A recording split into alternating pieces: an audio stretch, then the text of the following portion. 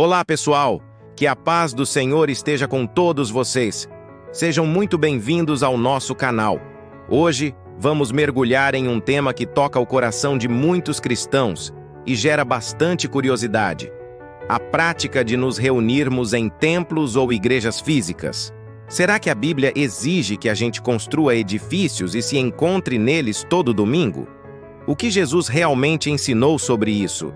Vamos desvendar juntos o que as Escrituras Sagradas nos dizem, desde o Antigo Testamento até a prática da igreja primitiva.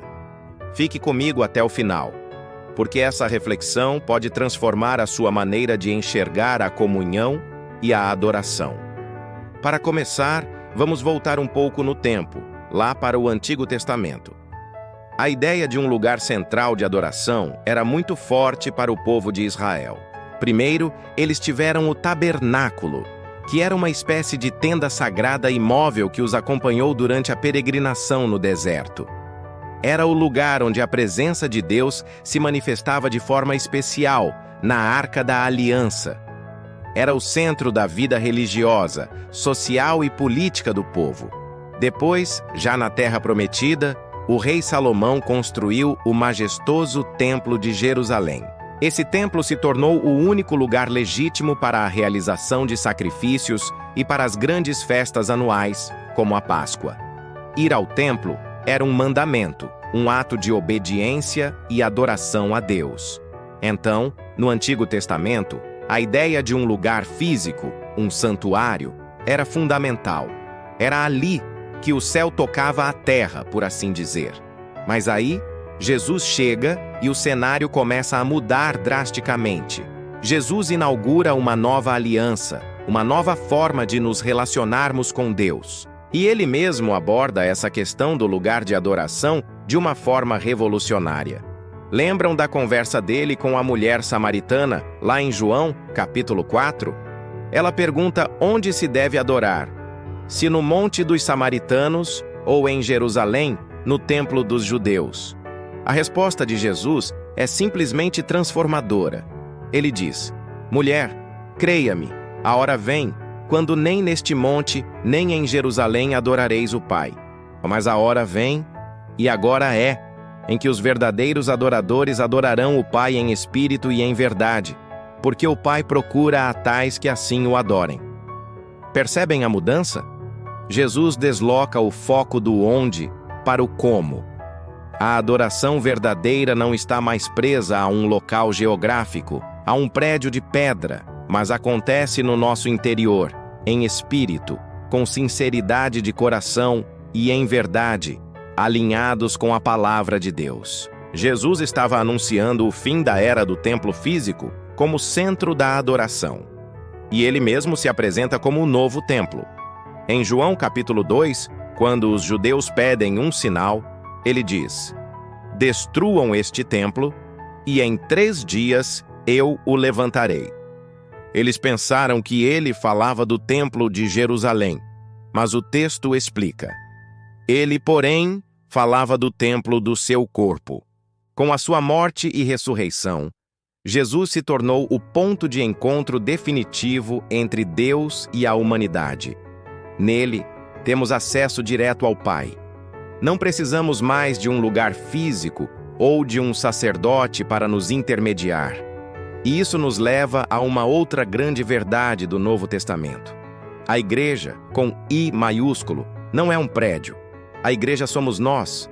O apóstolo Paulo desenvolve essa ideia de forma muito clara.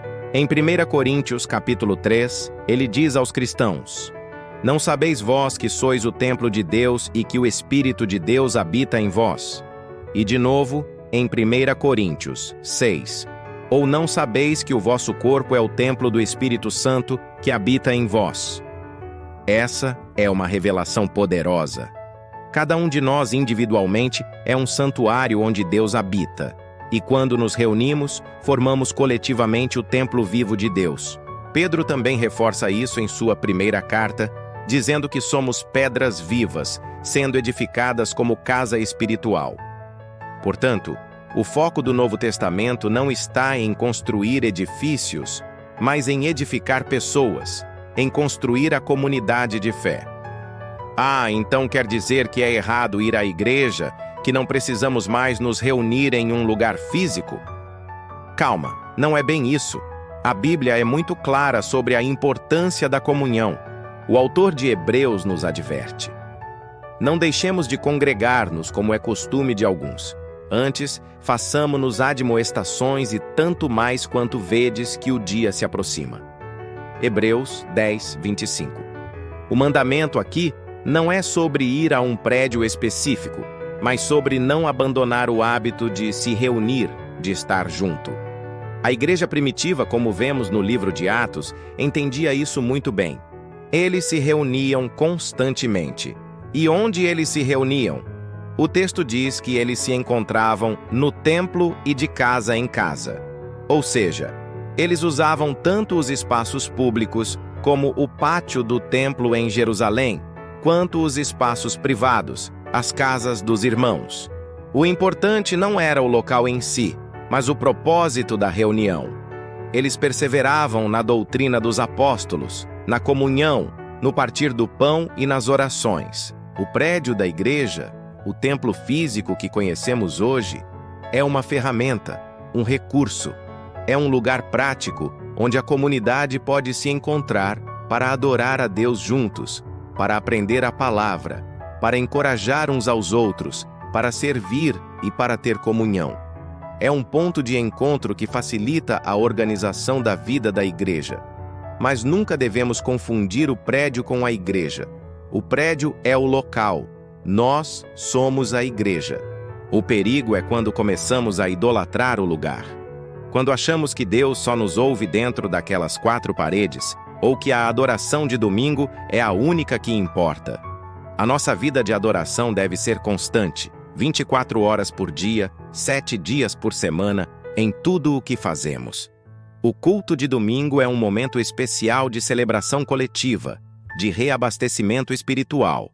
Mas ele é um reflexo da nossa caminhada diária com Deus, e não o contrário.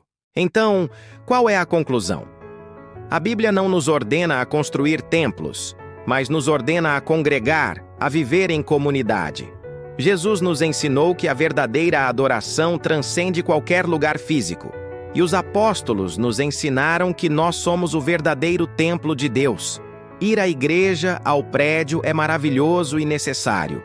É ali que fortalecemos os laços, choramos com os que choram, nos alegramos com os que se alegram e crescemos juntos na fé.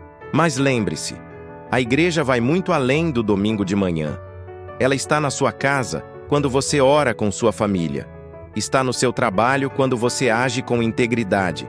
Está na rua quando você ajuda alguém necessitado.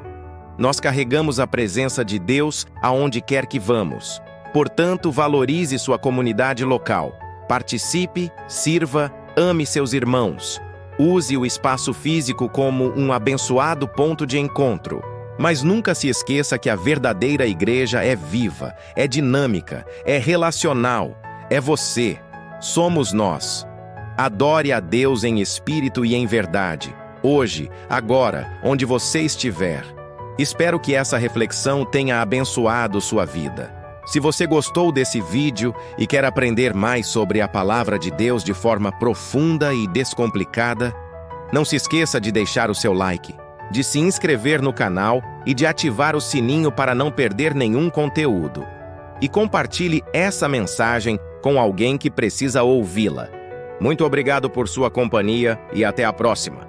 Fiquem na paz, Deus acima de todas as coisas para cima.